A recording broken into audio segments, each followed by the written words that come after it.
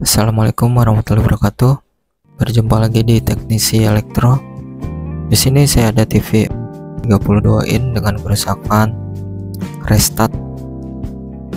Kita akan coba tes ya.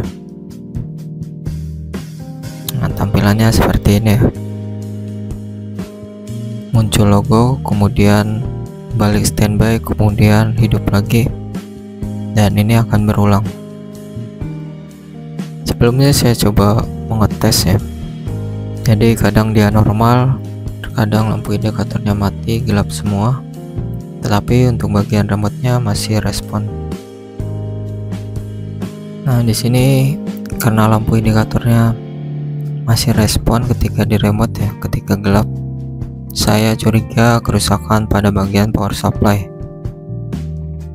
Mungkin untuk bagian supply-nya tidak kuat ya, jadi restart terus, berdenyut ya ketika beban lebih, hidup semua. Nah, di sini kita bisa melakukan pengukuran ya. Yang pertama kita ukur bagian enable-nya ya, karena itu perintah dari mainboard, dan kita bisa melepas power supply dan melakukan pengetesan tanpa mainboard ya, agar kita benar-benar bisa mengetahui untuk voltasenya.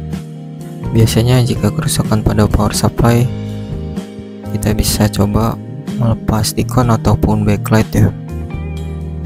Atau jika LCD kita bisa melepas supply inverternya. Terkadang dia mau hidup ya, karena bebannya berkurang.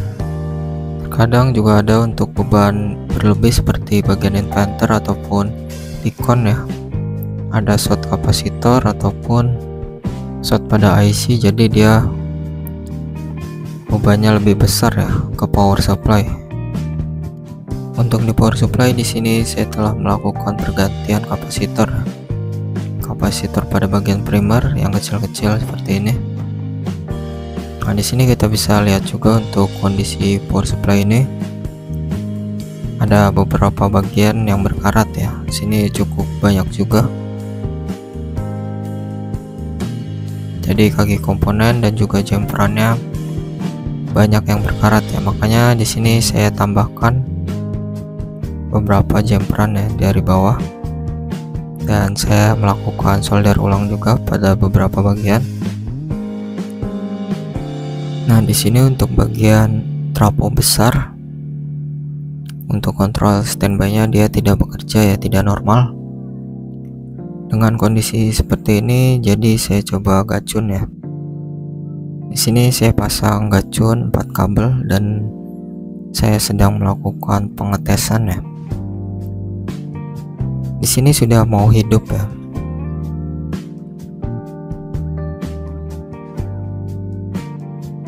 Teman-teman bisa melakukan pengukuran pada test point-nya ya. Untuk power supply yang seperti ini berkorosi, ini cukup makan waktu ya, jadi harus benar-benar bersabar.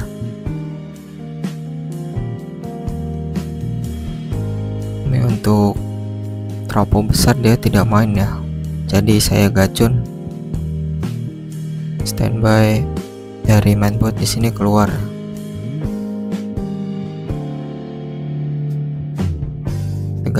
tegangan yang lain ya dari power supply, 12 volt, 24 volt, 3,3 volt ya.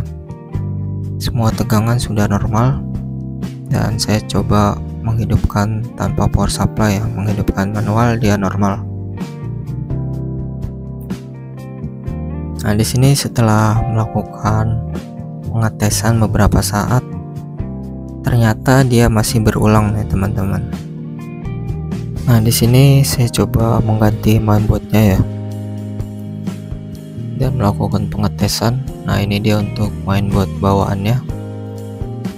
Saya coba mengukur beberapa tegangan dan semuanya normal ya. Di sini saya juga sempat reload ulang di beberapa bagian ya.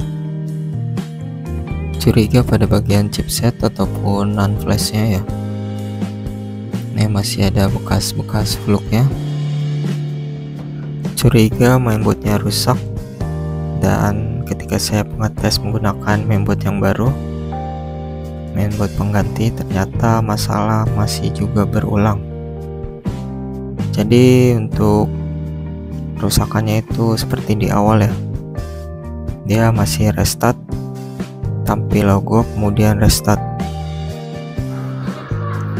Nah, ini mainboard punya saya ya. Jadi di sini saya kembalikan lagi untuk yang aslinya. Dan di sini saya mendapati kejanggalannya ketika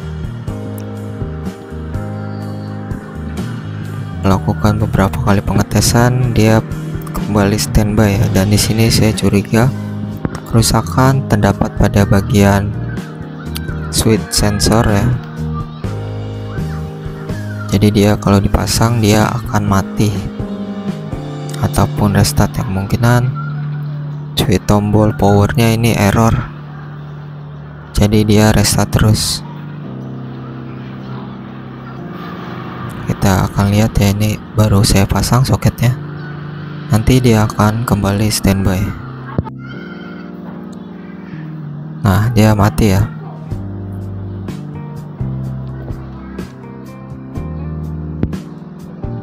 Mati. Nah, tombolnya error yang nggak bisa dimainin. Nanti dia hidup sendiri dan restart lagi. Nah, karena di sini untuk bagian tombolnya dia menggunakan rangkaian sentuh, saya akan coba modifikasi ya untuk membypassnya. Oke, ini dia untuk soket sensor ya.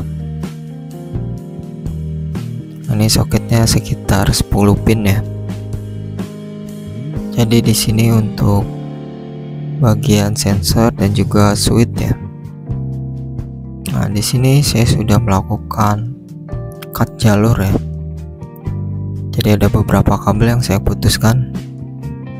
Kita hitung dari sebelah kiri, ini kita putuskan ya. Kabel nomor 2 abu-abu ini untuk sensor. Kemudian yang ketiga warna ungu ini untuk LED. Kemudian yang keempat warna hijau ini adalah ground. Dan yang kelima adalah warna kuning untuk supply tegangan ya, VCC 3,3 volt. Keempat kabel ini untuk hanya sensor saja ya. Untuk switchnya jadi saya cut, tidak diaktifkan ya atau dinonaktifkan, karena dia di switch ini ada IC lagi ya. Sekarang kita akan coba tes. Nah, sudah hidup ya.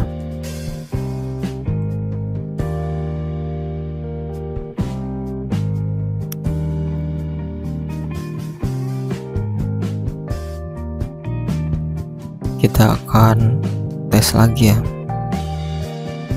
Jadi di sini prosesnya agak lama ya, karena untuk kondisi unitnya korosi ya.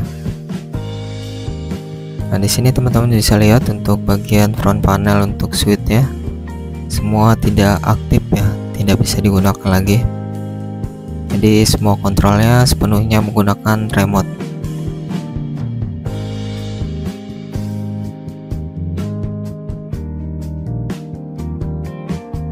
Untuk kerusakan unit seperti ini kita harus bersabar ya, karena tidak langsung selesai ya. Terkadang ada beberapa kasus kerusakan yang bikin kita terkecoh. Oke, jadi di sini ada dua kerusakan ya, tadi untuk switch sensor sentuh, kemudian di bagian power supply-nya. Oke, saya tes terlebih dahulu.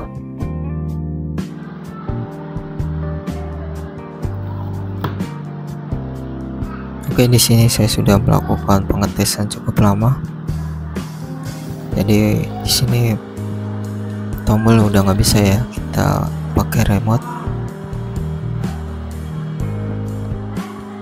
Nah, ini dia untuk hasilnya ya. Kemungkinan untuk bagian rangkaian switch sensor di sini mengalami korosi juga ya, karena di power supply-nya cukup parah. Oke, di sini sudah tidak restart ulang ya. Mudah-mudahan tidak ada kerusakan yang lainnya. Oke, saya rasa cukup sekian video dari saya, semoga bisa bermanfaat. Wassalamualaikum warahmatullahi wabarakatuh.